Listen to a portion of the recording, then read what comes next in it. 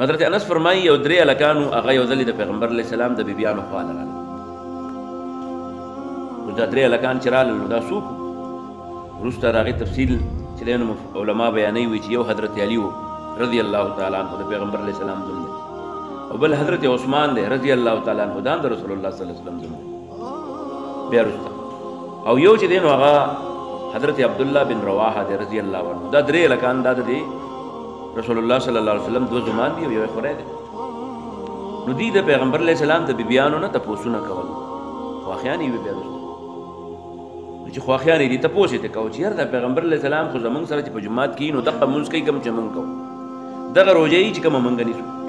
اوس دا پته نه لګي چې دا نور څه کارونه کوي چې مونږ ته پټ پته ولګي چې دی کم نیک عملونه کوي چې مونږ هم هغه شي وکړو. نو هغې ورته ووایي چې همدغه مونځ کوي نو دا کوم چې تاسو کوئ، همدغه روژې نیسي نو دا کوم چې تاسو کوئ.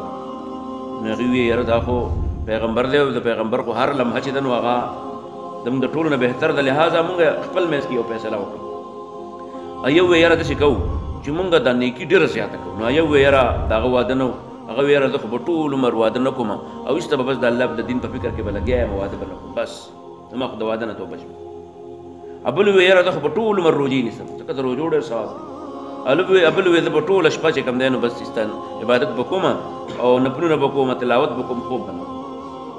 پیغمبر علیه السلام بیبیانو سره فکر پیدا شو چې دا څه رال پیغمبر صلی الله علیه وسلم د خوا د بیبیانو د خوا نه هغې لاړه خپلو دغې عملونو دپاره.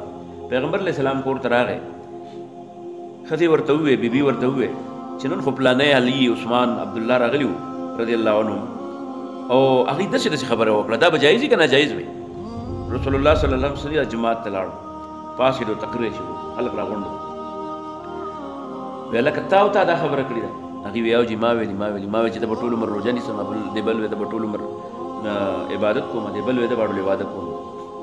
وی تا او تا ویلي وی او وی ما پېژنې زه ستاسو په شان انسان یم، زه روژه نیسم چې د روژې وخت، مونځ کوم چې د مونځ وخت، زکات ورکوم چې د زکات وخت، حج له ځمه چې د حج وخت، او دغه شانې کور ته م ځمه، واده مې م کړی، خوب هم کوم او بوزه م یم.